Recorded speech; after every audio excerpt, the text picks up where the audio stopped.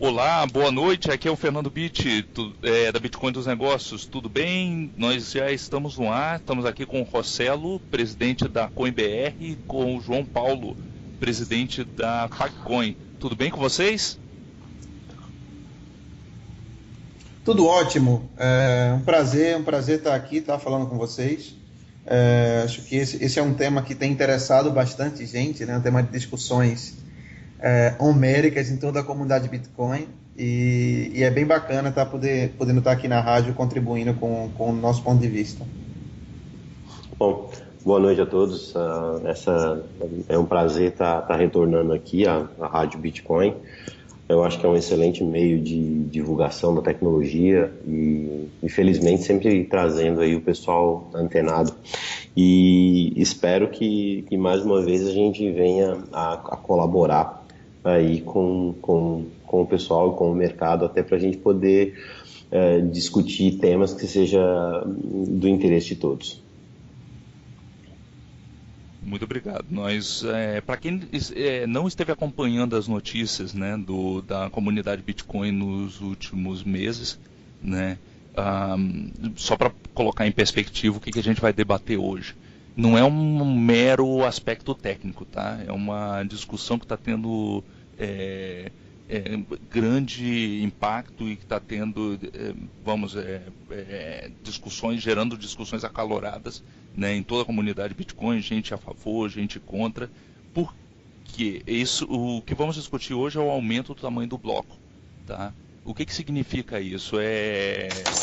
Basicamente a habilidade de fazer aumentar a quantidade de transações por segundo que pode ser executada na rede Bitcoin.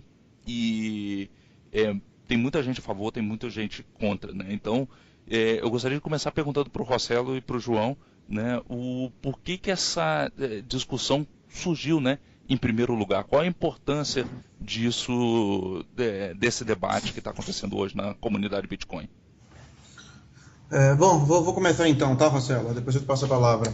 É, esse assunto particular do aumento do máximo dos blocos é um assunto antigo, é um assunto discutido há bastante tempo, até porque ele trata da escalabilidade da rede Bitcoin, né? O quão escalável o Bitcoin é e pode ser. Enfim, quando a gente fala de blockchain, existe 1 milhão de aplicações que as pessoas estão comentando, smart contract para todo lado, vou fazer contrato disso, vou fazer isso, vou usar blockchain para registro, passaporte, identificação. A gente está estudando, tem um potencial fantástico para uma infinidade de aplicações, tá? Obviamente, para essas aplicações acontecerem da forma que a gente entende que o Bitcoin é hoje, ele tem que ser escalável. E para ele ser escalável, tem que ser feita alguma mudança estrutural. O Gavin Andresen, que é o cientista-chefe da Bitcoin Foundation e o principal mantenedor do Bitcoin, um dos principais desenvolvedores do Bitcoin Core, ele propôs uma mudança, tá? E a forma como ele propôs não agradou parte da comunidade. Então, a partir do momento que ele fez isso, ele deu um pull request num repositório de teste dele. Algumas pessoas pensaram que ele tinha feito a mudança no core do Bitcoin e aí começou uma repercussão acalorada desse assunto, né? Essencialmente, qual foi a proposta de Gavin Andresen? Ele propôs que a partir de maio de 2016, salvo engano, 1º de maio de 2016, tá? O limite do bloco fosse aumentado de 1 mega, tá? Para 20 megas. Aí, Rossello me corrigiu, não foi 1º de maio, foi 1º de março de 2016. Então, o Gavin propôs que, a partir de 1º de março de 2016, o limite máximo do bloco fosse aumentado de 1 mega para 20 megas. O que é que isso significa? Significa que, na prática, o Bitcoin ia ter uma capacidade de 20 vezes maior de armazenar transações. E isso tem algumas implicações pró e contra, tá? Que a gente vai discutindo ao longo da noite. Mas, essencialmente, e aí a minha opinião pessoal, eu acho que entre as medidas anunciadas para você ter um aumento na escala da rede, um aumento na capacidade de transações, o aumento dos blocos é a mudança proposta até agora, mais simples, e praticamente, assim, muita gente concorda com ela, tá? A questão é como esse bloco vai aumentar e quando. E aí a gente vai evoluindo isso ao longo da discussão. Bom, deixa eu emendar aí no João. Assim, eu sou favorável ao aumento, até porque a gente vai passar de 7 transações por segundo para 140 transações por segundo. Como é óbvio, como minerador, existem alguns poréns aí na história, né? Afinal, mais blocos lá vai ter aquele pessoal que vai transacionar bloco com FII zero. O propósito da rede sempre foi esse, não ter FII. Mas não dá para ter uma sustentabilidade sem minerando de graça. Então, ainda mais com a tendência de que ano que vem, por exemplo, em julho, 29 de julho, se eu não me engano, acho que às 10 da manhã, muda a remuneração, vai ser reduzida pela metade. E mais uma vez, no meu caso, que sou minerador, eu dependo de FII. Se a gente não tiver FII, se a gente não tiver uma remuneração boa, isso pode causar impacto. Mas é claro, também tem aquele outro lado. Bom, mas vai possibilitar ter mais transações, isso pode gerar um FII. E outra, tem minerador que eu, por exemplo, eu não aceito nenhuma transação aonde o FII seja inferior a 0,0002, por exemplo, tá? Então, isso é uma possibilidade. Só que vai ter, como você tem mais chances de estar transacionando ali dentro, o número de transações vão ser maior, vai ter muita gente que vai setar a FII zero, e vai ter gente que vai processar o FII zero, né? O que eu realmente eu boto até em discussão, e existem outros mineradores que têm o mesmo ponto de vista que eu, por que demorar tanto? Março, eu acho que é muito tarde. Eu acredito que se a gente quer que isso caia no mainstream, ou se isso realmente tem um poder de transação grande, teria que fazer o teste agora. Aí, óbvio, né? Tem muita gente que fala, mas hoje o valor médio é 400K, não chegou nem a 1 mega ainda. Então, pois é, mas se isso explodir de uma hora para outra, a gente não consegue crescer. Então, na verdade, eu não concordo com a data. Eu acho que a data deveria ser esse ano. Eu, sinceramente, esperei que fosse até antes, eu achei que está demorando muito, mas do ponto de vista transacional, para o negócio em si, é muito bom. Mas eu ainda acho que essa decisão de fazer lá na frente, para mim, eu não concordo, sinceramente não concordo. Eu acho que deveria ter sido feito talvez agora mesmo, talvez em agosto ou setembro, para a gente ter pelo menos um ano rodando com uma remuneração aí razoável, até para a gente sentir lá na frente o impacto disso, né? Esse pelo menos é uma coisa que eu venho discutindo. Eu não sei se de repente o pessoal tem outras perguntas a fazer, aonde muda, ou por que melhora, mas no ponto de vista como minerador, concordo e tinha que ser feito amanhã. Essa é a minha opinião. O Rossello nos vai lá, Rossello. Desculpa, a gente está se cortando aqui. Não, na verdade, eu fiquei na dúvida, Rossello, se você, essa sua opinião é compartilhada também por outros mineradores, já que você conhece o restante da comunidade. E sim. João Paulo, depois eu queria até te perguntar quais são os argumentos, né, contra do pessoal que não quer fazer isso.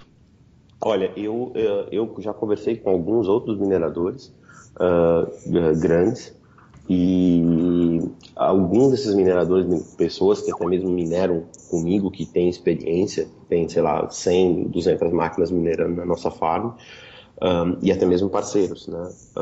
Também são favoráveis, e são favoráveis, inclusive, à mudança imediata, a mudança mudança para agora, justamente por conta de que se realmente acontecer uma explosão na rede, não suporta. Hoje, por mais que o valor médio seja 400K, a gente começou a ter picos meio que constantes aí na casa de 1 mega. E se a gente ficar numa rede extremamente pequena, extremamente fraca, isso não traz crescimento. Mas, óbvio, eu sei que vão ter aquelas outras pessoas que vão dizer, legal, então agora se o bloco é maior, a chance disso ficar na mão dos grandes, porque tudo influencia hardware, influencia disco, influencia espaço, tudo isso, é óbvio que você tem que ter um poder financeiro por trás para realmente tomar conta disso.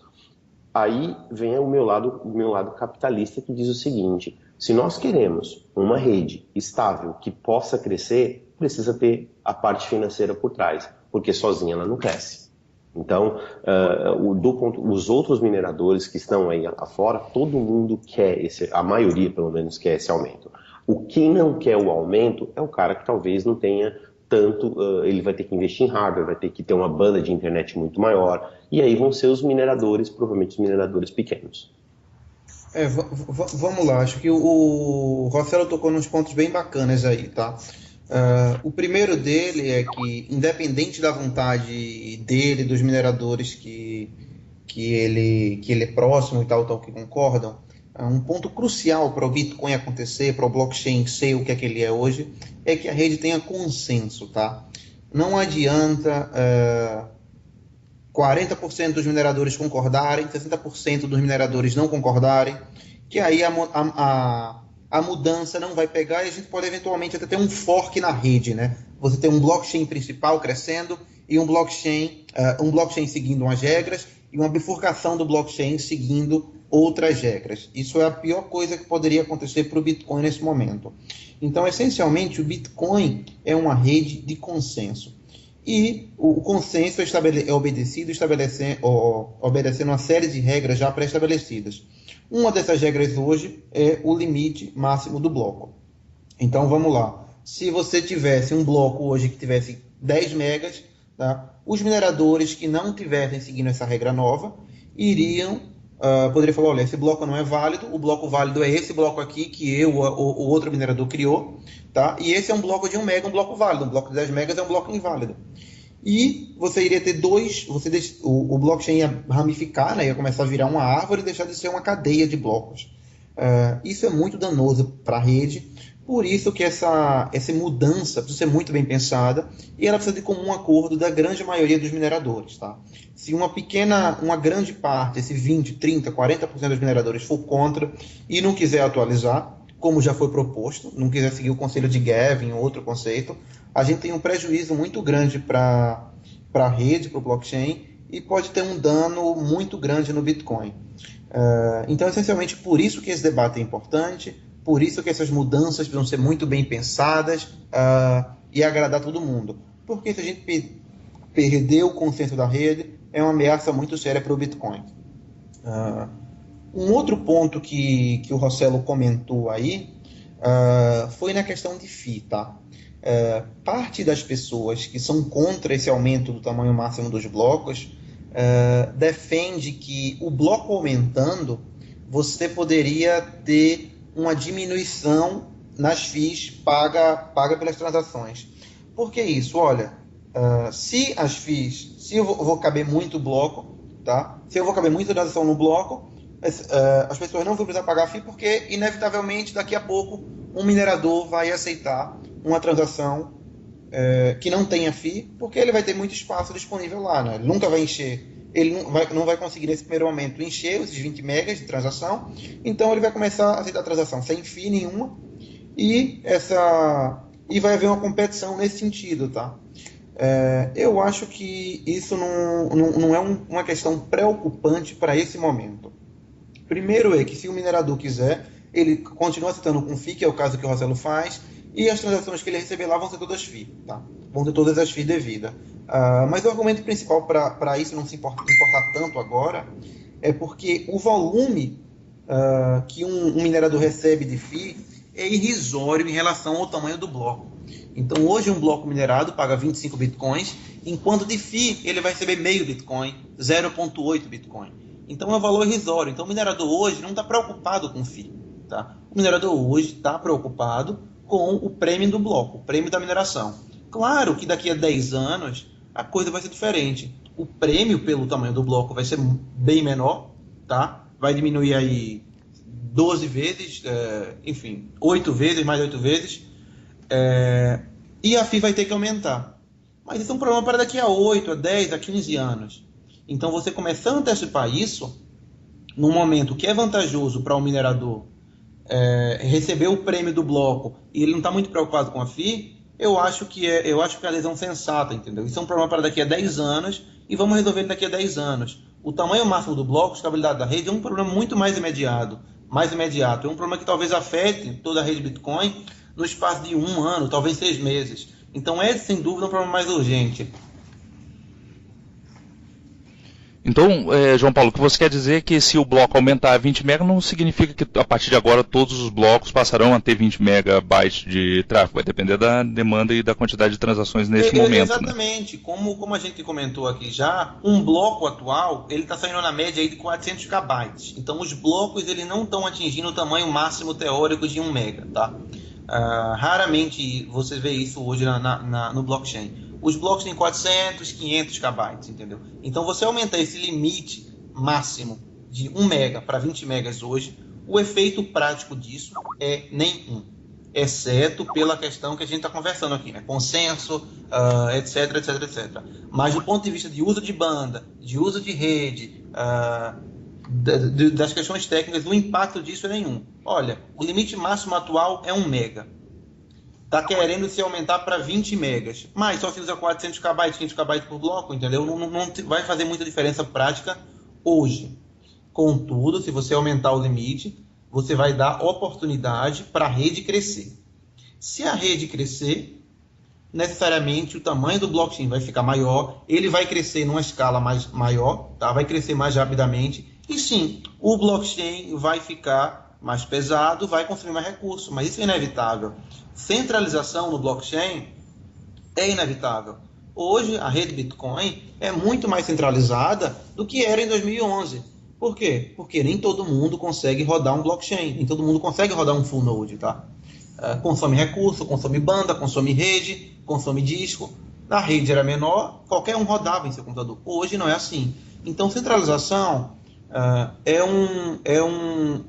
uma necessidade para o blockchain, entendeu? Ela vai ser mais centralizada do que é hoje. Isso é um caminho sem volta. Ok. Já volto contigo, João Paulo, com uma pergunta a respeito desse tema. Mas antes eu queria perguntar uma coisa a respeito do que o Rossello comentou antes, né? Que é o seguinte: poderíamos já ter amanhã.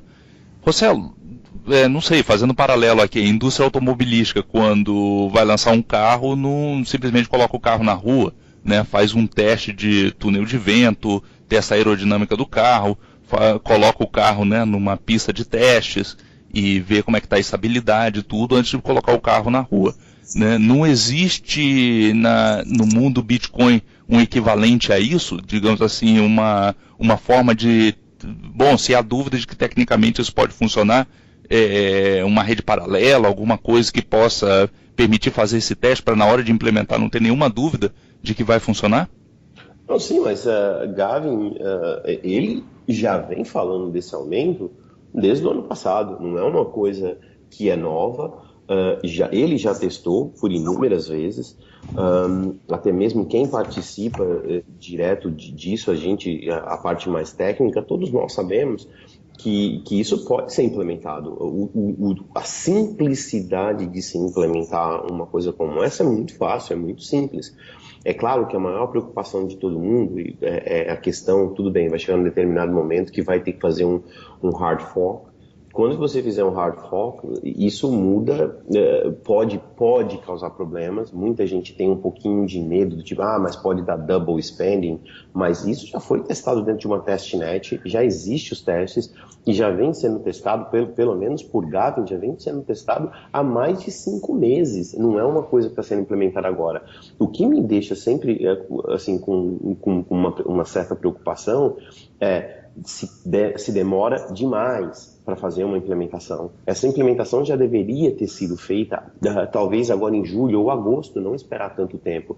Mas é claro, aí entra todo aquele problema da comunidade Bitcoin, onde as pessoas, uma grande parte, até mesmo do próprio core developer, acha que não, que a gente não pode ir para o mundo comercial, que a gente não está lá para brigar com Visa, que a gente não está para brigar com Mastercard. Eu acho que esses caras têm que acordar para a realidade do mundo capitalista e entender que ações como essas são necessárias a título de manter o Bitcoin cada vez mais forte.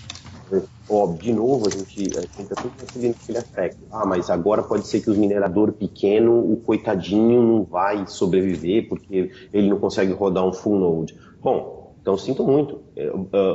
A gente não pode ficar estagnado numa tecnologia ou no mercado onde a gente vai ficar só para aquele bando de nerd.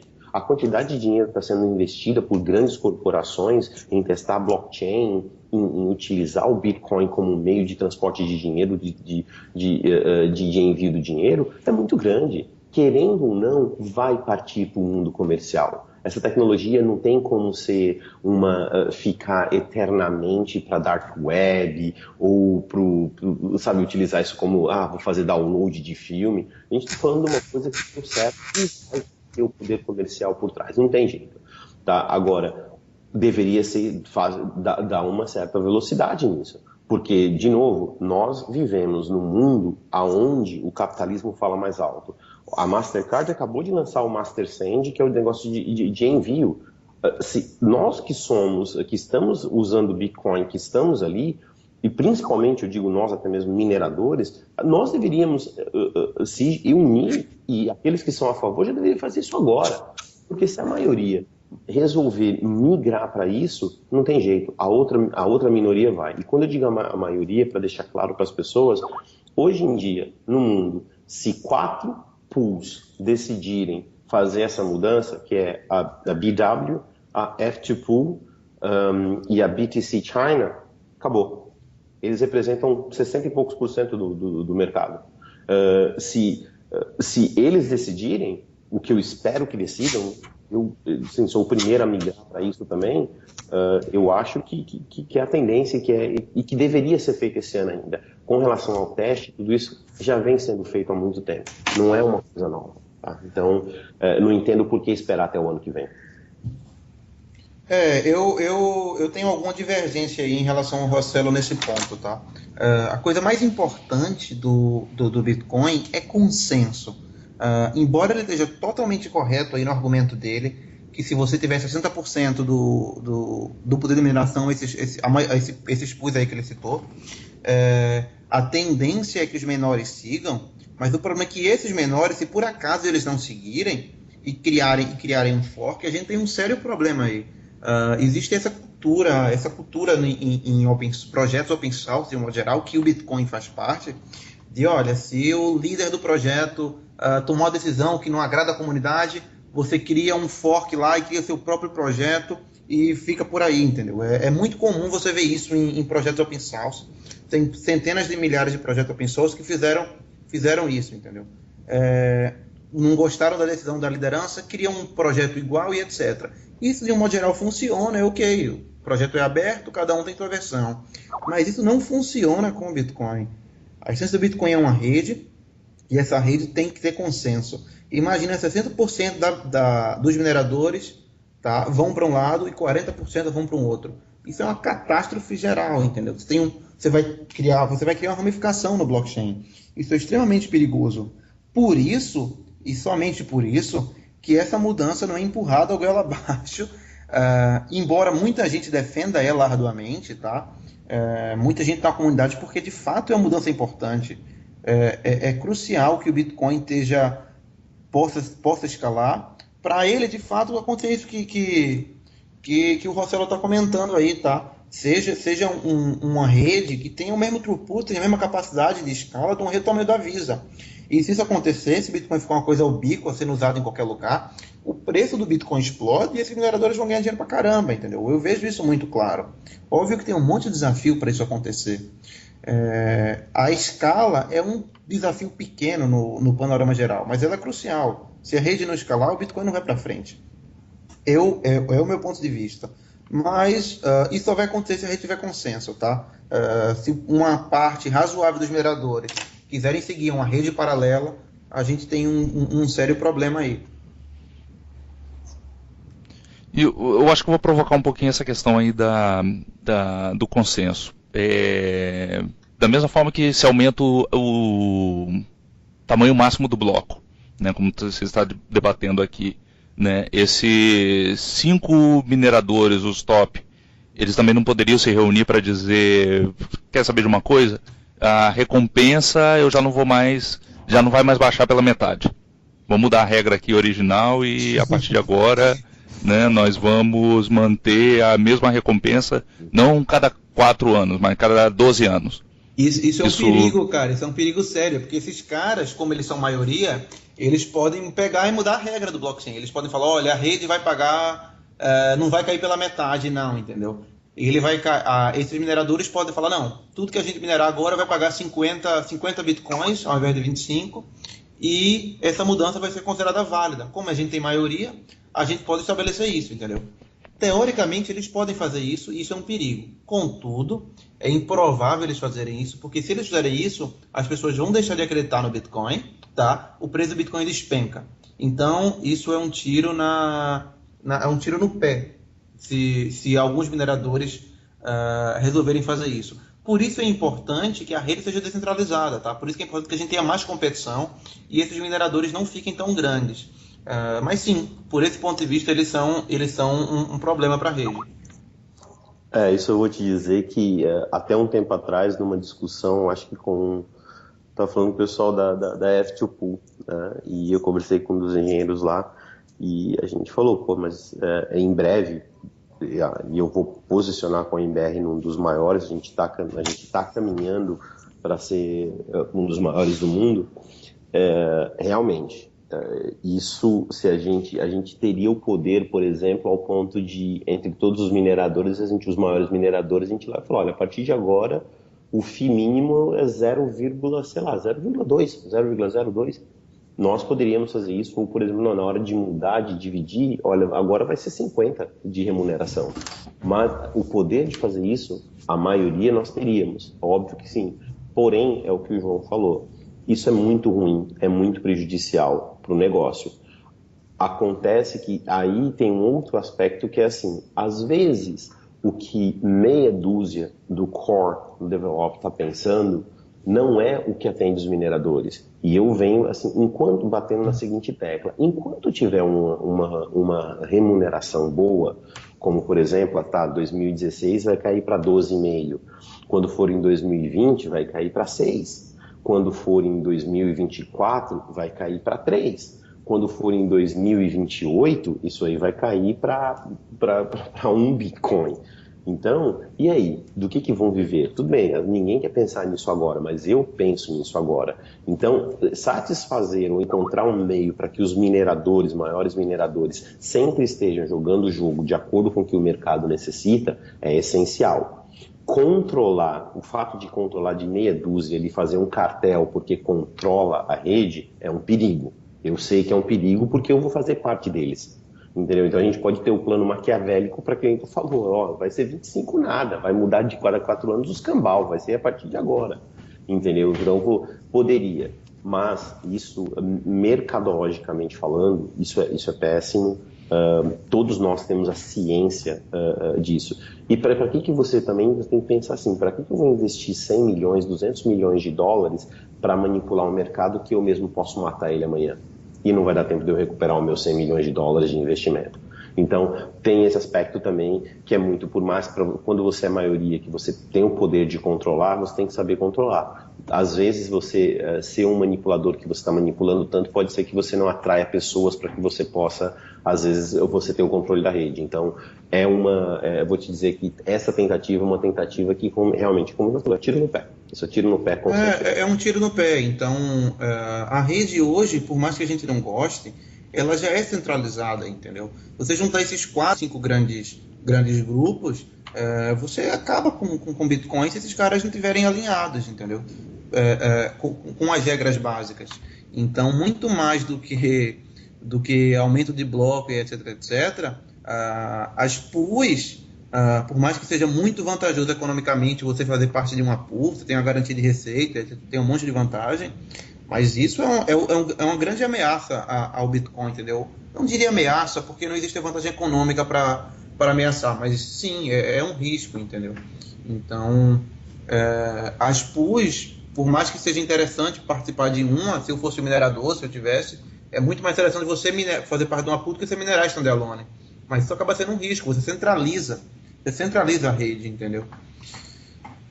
Enfim, mas como a gente comentou aqui, centralização é inevitável, né? Quando o blockchain cresce, ele fica maior, ele consome mais recursos, e inevitavelmente, para ele ser rentável economicamente, você vai trazer centralização, né? Isso acontece com a internet, por exemplo. No começo, todo mundo que usava a internet, lá na década de 70, 80, era o próprio servidor, tinha o IP o tempo todo. Hoje não é mais assim, né? As pessoas têm tendência a usar serviço. Então, cada vez mais usuários vão usar SPV, né? Aquela carteirazinha lá, o wallet, que você não precisa ter o full node para rodar. Ou usuários ainda têm a tendência maior de usar serviços, né? Usar um Coinbase, usar um serviço da Zappo, que você não vai estar rodando de forma alguma um full node. Então, isso traz mais centralização. Centralização é um caminho inevitável. A gente tem que ter cuidado apenas que essa centralização não ameace a rede, tá? E não ameace que seja fácil alguns grupos manipularem o consenso da rede. Muito bom. Olha só, nós temos aqui representado, através de vocês dois, né, uma empresa de mineração e uma empresa de provedor de serviço, né, um processador de pagamento. Né? Vamos tentar fazer aqui um exercício só para poder validar se a questão do aumento de bloco agrada a todos os outros players, né, do ecossistema do Bitcoin, né? Porque tem, dos mineradores já falamos, mas, por exemplo, os investidores de longo prazo, as pessoas que normalmente conseguiram seus bitcoins e guardam seus bitcoins, não gastam por nada nesse mundo e que estão esperando valorizar lá na frente. Essa mudança é boa ou má? Mesma coisa para traders? Minha opinião é que é boa. Como eu comentei, eu acredito que o Bitcoin vai ser valorizado se ele for útil, tá? Existe muita especulação em cima do valor do Bitcoin e esse valor ele é mensurado, ele é especulado em cima do valor futuro do Bitcoin, em cima do uso futuro que o Bitcoin pode ter. E para o Bitcoin ter de fato um uso ubíquo, ter um ativo, eu diria quase que universal, ele precisa ser útil. E ele só vai ser útil se a rede for escalável, se eu conseguir desenvolver aplicações novas, tá? Serviços novos que sejam dependentes do blockchain. Eu acredito que para o especulador, o cara que tem um perfil buy and hold, comprou Bitcoin hoje ou vai comprar no futuro próximo, comprou anteriormente e está guardando, sim, o aumento do tamanho dos blocos é um passo na direção de que o Bitcoin pode se valorizar. Rapaz, eu penso assim, na verdade, eu imagino, vamos falar assim, eu imagino que o investidor ou aqueles que estão investindo bastante na tecnologia, o maior motivo pelo qual realmente eles talvez não tenham colocado muito é que se eu sou um investidor milionário, tá? Sou um investidor de um poder de investimento grande e aí eu vou investir numa tecnologia, vou pensar em investir numa tecnologia onde, como posso dizer, eu vejo o número de transações que são 7 por segundo, eu nem chego perto, né? Eu acho que a partir do momento que eu estou dizendo, olha, a gente mudou para 140 agora por segundo e achamos o caminho e amanhã de repente pode ser 200 megas, que vai ser tantos por segundo, né? Eu acho que isso para esse investidor traz ele mais próximo da tecnologia, faz ele pensar, não, opa, peraí, eles estão em crescimento. Para o cara, é óbvio, para o cara que tem o Bitcoin, que está segurando, que não vende de jeito nenhum, crescimento da plataforma, crescimento da rede, traz crescimento do valor do Bitcoin. É algo, não dá para ter 100% de certeza, mas é um caminho que se trata, né? Eu acho que para um geral, principalmente para o investidor que não entrou ainda, ou para as grandes VCs que estão por aí olhando, esse eu acho que é a saída, eu acho que é o futuro. Eu acho que realmente para eles vai ser muito bom. Pessoal, só um comentário aqui. Tem umas pessoas reclamando que o meu fone não tá bem, não estão conseguindo me escutar claramente. Tem algum ajuste que você possa fazer aí, Fernando? Tá me escutando bem? Eu estou te escutando perfeitamente. Eu tive o mesmo feedback aqui do Edson. Ele comentou que o meu volume está baixo. E eu vim tentando falar mais forte por causa disso. O Alex me passou isso aqui também, tá? Foi me chamar aqui e falar que está com dificuldade de me escutar, embora eu esteja escutando você e o Rossello bem. Eu vou tentar falar um pouco mais alto aqui. Do Edson, ele acabou de comentar aqui no chat que o seu tá tranquilo, né? Que para ele o problema é só a minha voz. Talvez seja alguma configuração na rádio aí, enfim, a gente não vai conseguir resolver agora. Vamos tentar falar um pouco mais alto, então. Assim, eu também imagino, de repente, ou então até estão confundindo as vozes também, né? Pode ser, mas para mim tá super bom a qualidade de vocês. Assim, eu até abri a rádio agora há pouco para ouvir também, para ver como é que tava a qualidade. A tua, João, tá super boa na rádio Aliena Online. Bom, então vamos voltar lá. Ok, vamos aproveitar essa pequena, vamos aproveitar essa pequena discussão, né, e essa interação com os ouvintes para dizer, gente, vocês podem fazer perguntas também, tá? Olha o botão aí, fale conosco. Estamos aguardando as perguntas de vocês.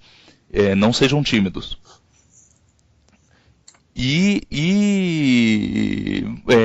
João Paulo, pode continuar então. Bom, voltando lá, né? Bora ver mais argumento contra então, tá? Parte das pessoas acabam criticando, por exemplo, a forma, por exemplo, que o Gavin propôs, né? Então tem algumas pessoas que chegam, você vê, olha, eu concordo, o bloco precisa aumentar e etc, etc, mas eu não concordo com a forma que o Gavin propôs, tá? Eu não concordo, por exemplo, eu acho que 20 megas é muito. Por que vai aumentar 20 megas? Embora eu concorde em parte com esse argumento também, é um aumento muito grande. Você aumentar um parâmetro que está em 1 mega hoje, aumentar para 20 megas de uma vez só. Mas para essas pessoas eu defendo o seguinte, o meu argumento é o seguinte, olha, a rede Bitcoin é uma rede de consenso, isso é uma tecla que a gente sempre bate. Então, cada mudança ela tem um custo muito alto, tem muito risco, tem muito debate. Se vai mudar, se vai mexer, é melhor você mexer uma vez só do que aumentar em março do ano que vem para 5 megas e depois no outro ano para 15 e para 20. Os danos são muito maiores, entendeu? Se você vai mexer na rede, se você vai mexer, você vai ter toda essa mobilização de debate, é melhor você mudar uma vez só do que ficar mudando quebrado. Uma outra possibilidade de discussão também que você vê nas comunidades seria você ter um aumento dinâmico. Então você, olha, vamos aumentar, digamos, 1 mega por ano, ou aumentar, enfim, de uma forma dinâmica. Essas possibilidades também, elas são equivalentes, são trade-offs, são apenas escolhas diferentes, mas na prática o impacto de todas é o mesmo. Hoje, se acontecer de você ter um excesso de operações na rede, as operações que estão em excesso não vão ser processadas e vão ficar na pilha, vão ficar esperando lá. Tem até um risco, como a gente já comentou, já discutiu, se você gastar, eu acho, eu não estou com as contas de cabeça, mas meio Bitcoin, ou 0,6 Bitcoin ali, pagando fios, usando transação máxima, fazendo as contas ali, você consegue parar um bloco. Imagina isso num preço que o Bitcoin está caindo loucamente, ou você quer manipular o mercado, você joga a transação, tá? Pega aquele bloco lá e consegue parar que as transações sejam executadas nos próximos 10 ou 20 minutos, depende de quanto você tiver que gastar. E isso definitivamente é um problema, até porque as exchanges e a grande maioria das carteiras tem implementação da FI padrão hard-coded, né? Então a FI é 001 lá que o cara bota e pronto. Você pensa em todas as exchanges brasileiras, por exemplo, a FI padrão é essa e está fixa, não consegue mudar. Então isso é definitivamente um grande problema. Então, como o Rossello já defendeu aqui, a gente precisa aumentar esse bloco o quanto antes. Mas a minha ressalva é essa, olha, a única coisa é a gente não comprometer o consenso da rede. Deixa eu aproveitar o gancho que o João Paulo colocou aí das exchanges, colocar o FI, né, padrão 0,001. Senhores, eu espero que tenha algum dono de exchange escutando aqui a rádio hoje ou que possa escutar amanhã. Deixe com que o usuário coloque o FI. Tá? Se ele não colocar nenhum FI, vai o FI padrão. Mas deixe que o usuário possa, porque às vezes não entra na minha cabeça um usuário que o cara vai me transferir 40, 50 bitcoins, os usuários que usam volumes grandes, não poder acelerar o processo. O ideal é que se geralmente, quando eu preciso fazer, todo mundo sabe que o negócio da CoinBR é vender volumes grandes, não é vender volume pequeno, né? Salvo que a gente está mudando uma série de coisas dentro da empresa para a gente passar a trabalhar de uma maneira diferente, mas enfim, o nosso negócio são grandes volumes. Eu não vejo, numa situação como essa, eu não colocar o FII, por exemplo, quando eu vou transferir o Bitcoin que eu vendo para qualquer um dos meus clientes, geralmente o meu FII é 0,005. O que é 0,005 de FII numa transação de 50 Bitcoins? É nada, não influencia em nada. Isso faz com que a ordem vá fluir muito mais rápido, o minerador vai ser mais bem remunerado. É isso que o mercado devia se preocupar. O que eu mais critico na área de Bitcoin é que a gente está dizendo o seguinte: olha, foi feito para ser de graça, foi feito para ser isso, foi feito para ser... Ótimo, até pode ter essa área, mas nós temos que pensar, para crescer tem que ter o lado comercial, para crescer tem que ter dinheiro. Sustentabilidade econômica, né? Tem que ser sustentável economicamente. Quando eu comecei a entrar no Bitcoin, quando eu comecei a estudar, eu lia muito isso. Olha, Bitcoin vai permitir transação gratuita e tal e tal. A gente sabe que, em parte, isso é balela, né? A rede precisa ser sustentável e a tendência, embora você tenha transação sem fio hoje, você consegue fazer transação de graça, a gente sabe que isso não é sustentável e no futuro isso vai acabar. Então, é muito normal você ouvir isso. Tem até aquela frase lá do Bill Gates, lá, que ficou bem conhecida, teve repercussão, dizendo que, olha, Bitcoin é muito interessante porque ele permite transação sem custo. Entendeu? Isso repercute e tem um monte de gente que fica interessada que a transação do Bitcoin é sem custo, e a gente sabe que não é verdade. No modelo do Bitcoin, transação sem custo não é sustentável. É possível hoje, é verdade. Daqui a 10 anos, por tudo que a gente acredita, é bem provável que não seja, tá? As transações vão ter que ser FII. A FII vai ser baixa? Vai ser bem mais baixa cartão de crédito que outros meios? Vai, com certeza. Ou melhor, muito provavelmente, mas vai ter um FII. Então, esse argumento de transação sem custo é uma enganação que é propagada, né, no universo do Bitcoin. As transações estão sem custo hoje e apenas em algumas características. Muito bom. Olha só, estão começando a aparecer perguntas aqui, né, dos ouvintes, né, do Cícero, de Esteio do Rio Grande do Sul. Ele está pedindo um resumo, né? Queria saber do Rossello quais as vantagens dos aumentos dos blocos.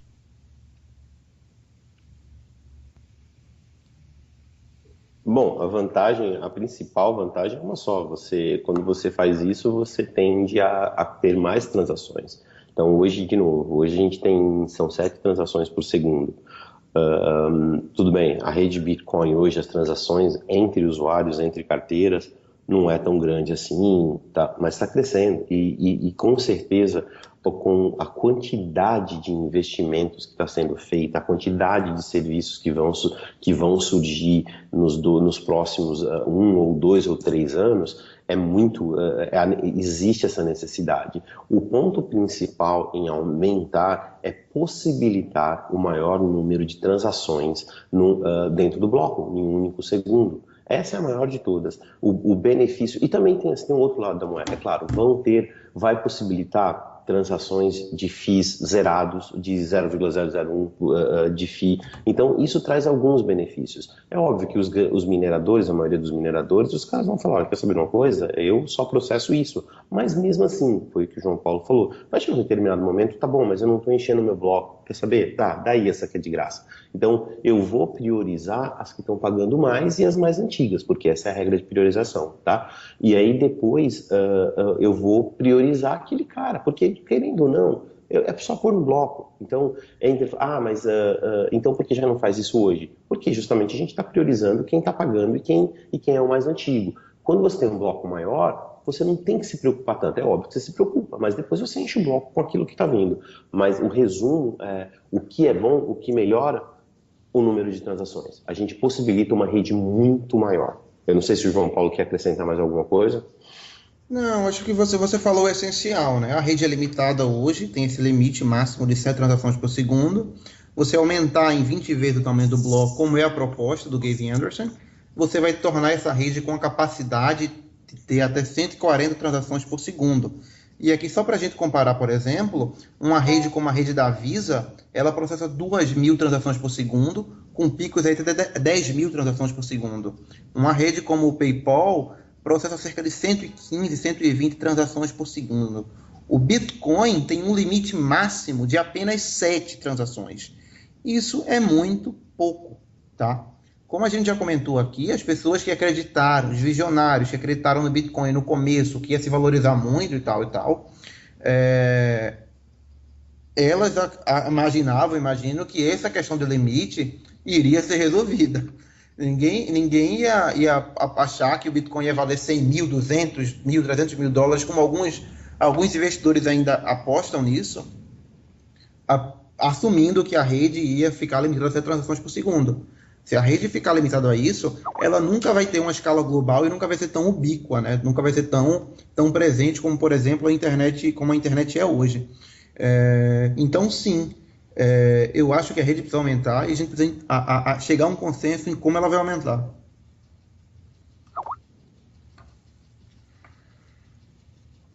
Muito obrigado. Olha só para avisar, o Rossello ele vai ficar aqui só mais 5 minutos com a gente e vamos continuar nesse meio tempo respondendo as perguntas dos ouvintes. Então, outra pergunta do Fábio André de Salvador. Né? A melhor forma de valorizar o valor do Bitcoin não seria comprar uma boa quantidade para guardar e também usar sempre que for possível para estimular o mercado? Ou seja, uma combinação de guardar com gastar? Então, sim, as pessoas usarem Bitcoin, só que você tem um limite, entendeu? Como eu falei, o PayPal, ele processa hoje 115 transações por segundo. O Bitcoin tem um limite máximo de 7 transações. Se as pessoas começarem a usar Bitcoin, a gastar Bitcoin, a rede vai travar, não vai aguentar, as transações não vão ser processadas. Então, para isso acontecer, de pessoas comprando Bitcoin e usando Bitcoin, a rede precisa aumentar a escala. Entendeu? Então, essas coisas estão ligadas. O Fábio está certo na análise dele. Só que tem uma questão técnica que impede.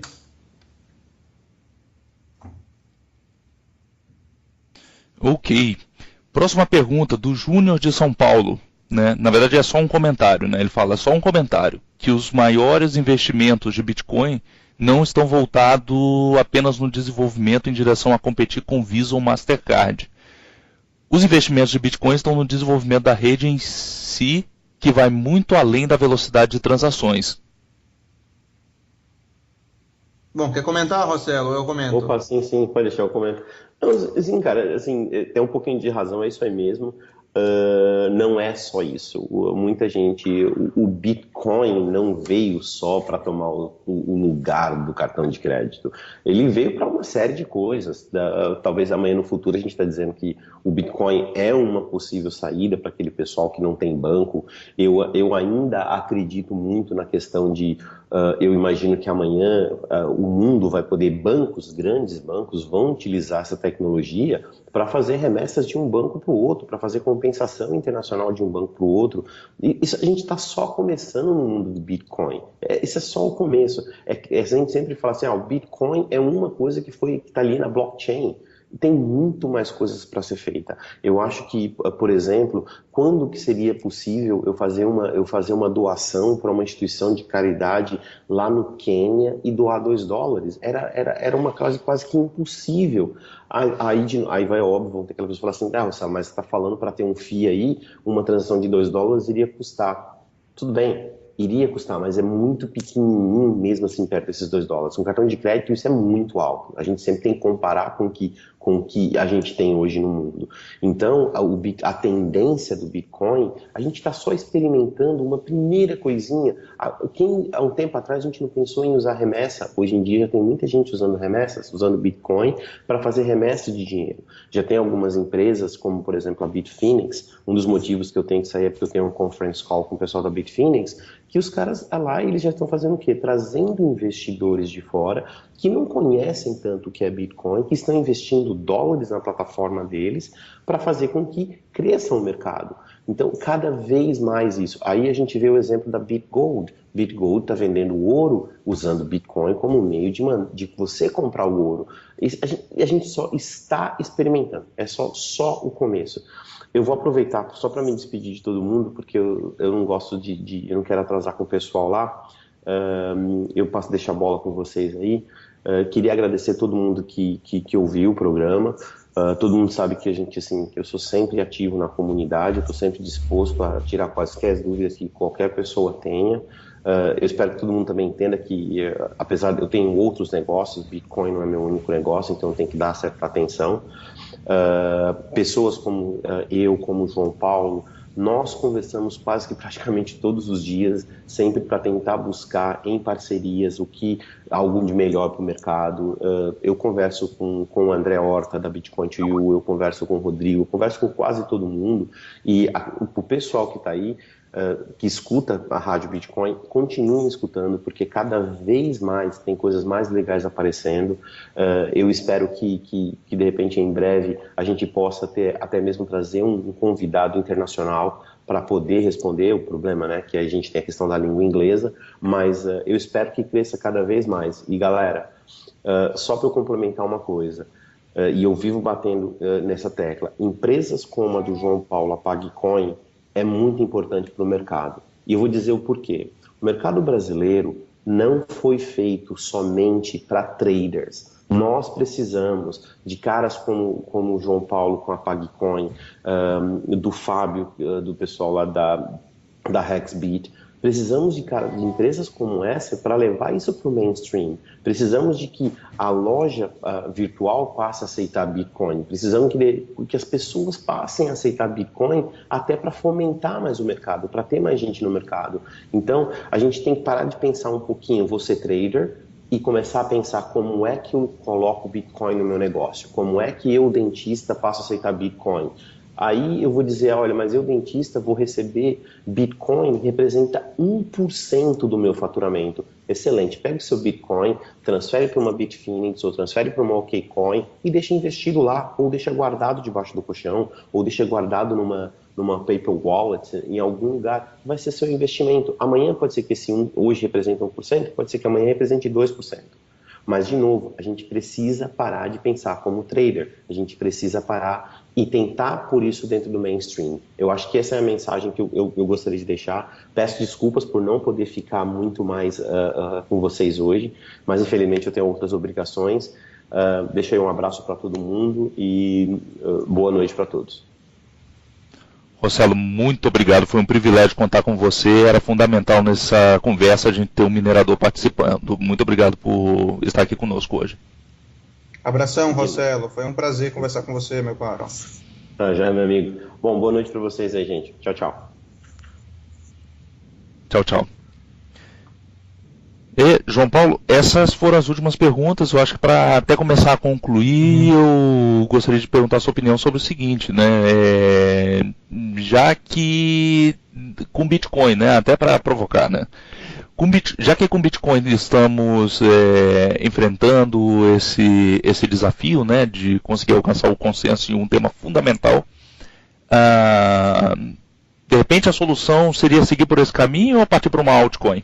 Eu acho que altcoin é uma coisa eu não gosto de altcoin, tá? Salvo aplicações muito específicas, com propostas muito diferenciadas, um Stellar, um Ripple, um Ethereum que tem propostas um pouco diferentes, entendeu?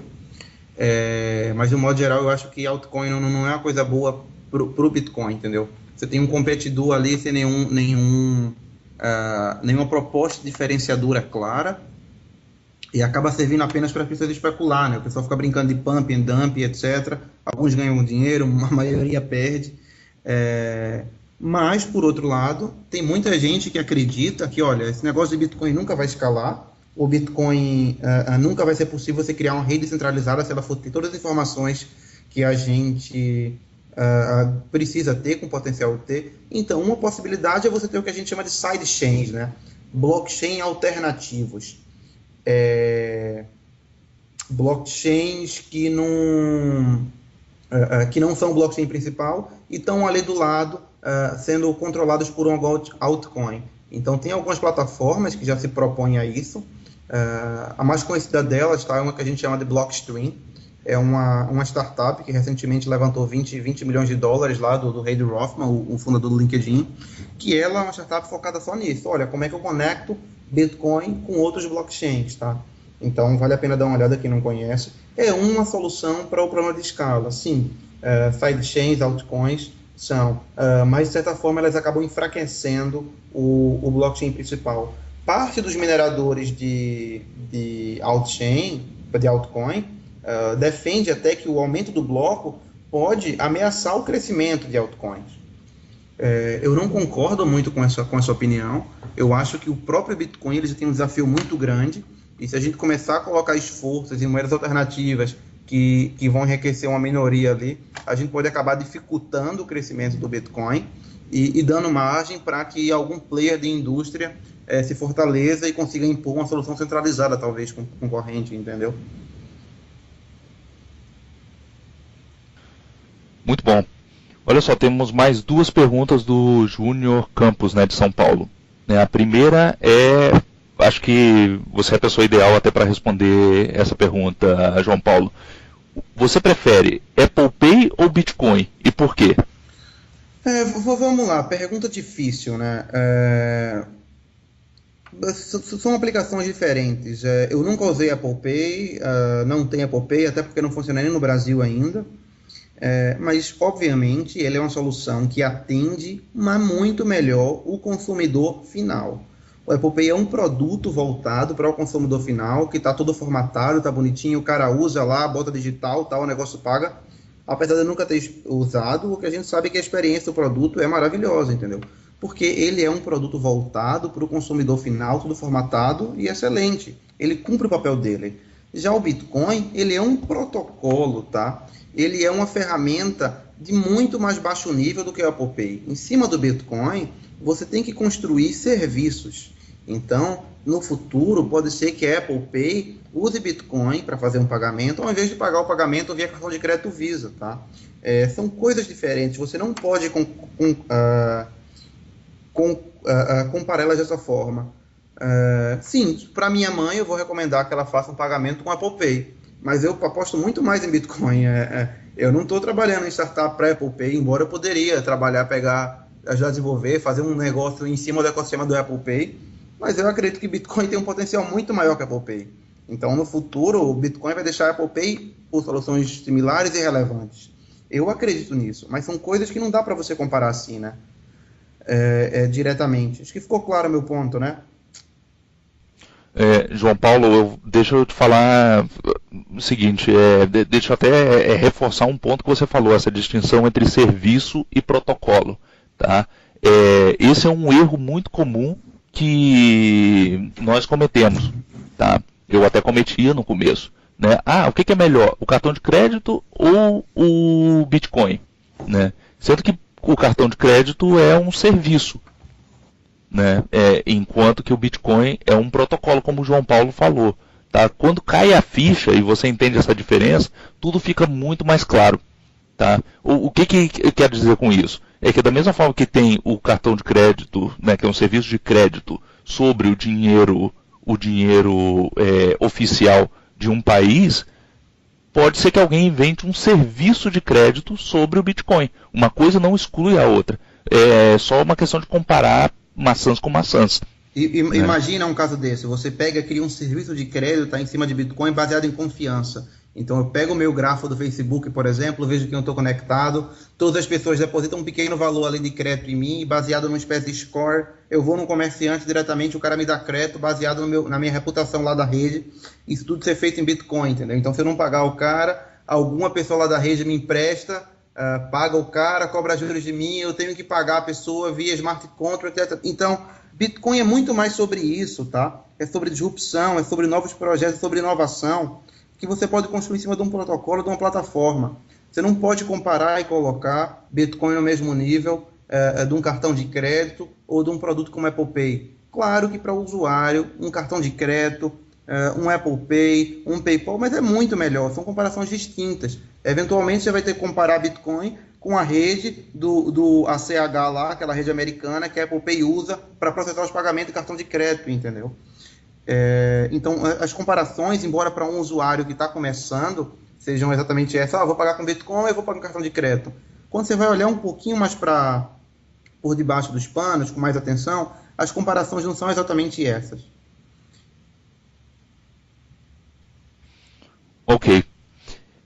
Luiz, a outra pergunta do Júnior Campos é: o que você acha do Proof of Stake?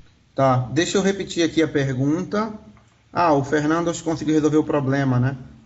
Me perguntaram aqui o que é que a gente acha do Proof of Stake, né? Vamos lá. Primeiro, o que é Proof of Stake? É uma alternativa para o algoritmo que o Bitcoin usa, que é o Proof of Work, tá? Então, o Bitcoin,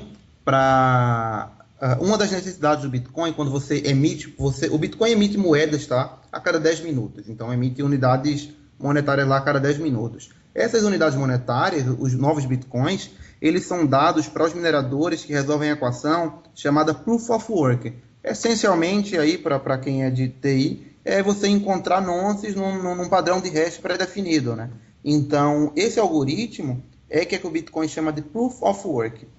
Só que existem muitas críticas que esse algoritmo consome muita energia. A gente sabe hoje que minerar Bitcoins é colocar energia, tá? Que vira poder computacional resolve esses probleminhas, quem resolve o problema mais rápido ganha o prêmio do bloco. Uma alternativa ao Proof of Work é uma coisa que a gente chama de Proof of Stake. Como é que o Proof of Stake funciona? Ao invés do Proof of Work, onde quem tem mais poder computacional ganha, tá? Eu vou receber novas moedas proporcionais ao poder computacional que eu tenho. O Proof of Stake distribui novas moedas proporcional a um depósito que eu coloco numa conta. Então, vamos lá. Se eu tenho 100 unidades da moeda e a moeda for emitida talvez 10 mil unidades, eu vou ter 0,1% e eu vou receber 0,1% das moedas novas emitidas. Então, o Proof of Stake é uma alternativa para a distribuição de moedas, tá? Que não precisa de mineração. Então, existem algumas altcoins, existem alguns projetos, tá? Que usam Proof of Stake, e existem até projetos que são mistos, tá? Ele usa um pouco de Proof of Work e usa um pouco de Proof of Stake. Assim, claramente, e aí finalmente indo para a pergunta, Proof of Stake é um trade-off, né? Você tem algumas vantagens e você tem outras desvantagens. Principalmente com o Proof of Stake você não vai gastar energia, você não vai ter essa competição por mineração e você acaba incentivando a valorização da moeda. Porque, olha, se eu tenho a moeda, deixa a moeda lá parada, ela vai render para mim em relação ao proporcional que eu tenho dela, as pessoas vão ter uma reticência muito maior a gastar, entendeu? O que não acontece no caso do Bitcoin, né? No caso do Bitcoin, para as pessoas investirem em novos Bitcoins, você tem que minerar, pegar poder computacional, gastar hardware e você ganha. Enfim, definitivamente, Proof of Stake é uma proposta interessante. Ela é inviável para o Bitcoin por uma questão de consenso, né? Você mudar o algoritmo de Bitcoin de um Proof of Work para um Proof of Stake é uma mudança muito drástica na rede hoje, que é insustentável. Na prática não dá para você fazer isso, não teria como fazer isso de uma forma que você não dividisse a rede, entendeu? Mas sim, o Proof of Stake é uma coisa boa, só que ela foi proposta depois do Bitcoin estar rodando, entendeu? Então foi uma inovação trazida por alguns altcoins, que sim, ela é bem interessante e resolve alguns problemas que o Proof of Work do Bitcoin tem. Muito bom, João Paulo. Não temos mais perguntas e acho que para a gente começar a concluir, né, vamos apresentar aqui um resumo em 30 segundos, né, uma conclusão do nosso debate. Bom, vamos lá então. Eu falo ou você faz o resumo? Eu vou fazer e você complementa. Tá bom. Vamos lá.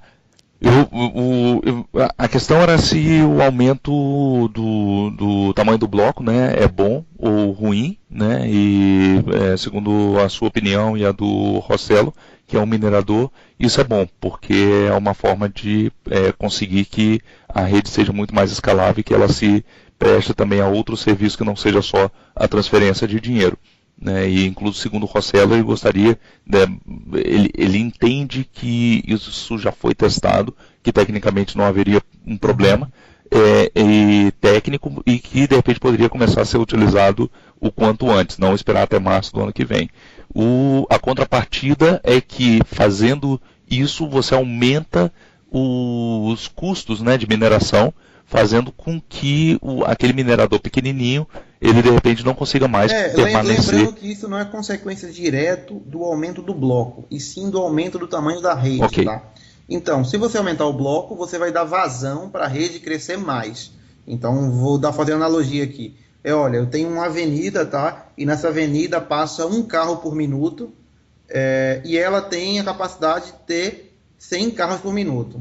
Se eu aumentar essa avenida para ter uma capacidade de 200 carros por minuto, não vai mudar em nada, porque só passa um carro por minuto hoje, entendeu? Então, a analogia é mais ou menos essa. Mas, se a partir do momento começarem a passar 150 carros por minuto, você vai ter consequências ali, como aumento de poluição sonora, Engarrafamento. etc. Mas isso não foi causado pelo aumento da avenida, e sim pelo aumento do volume dos carros. Então, a analogia é a mesma. O aumento do bloco, por si só, ele não tem impactos diretos, mas ele permite que o blockchain, que a quantidade de transações aumentem em mais de 20 vezes do máximo de hoje. Se as transações aumentarem, vai haver um monte de consequência, que vai impactar os mineradores menores. E vai, sim, de certa forma, aumentar a centralização da rede.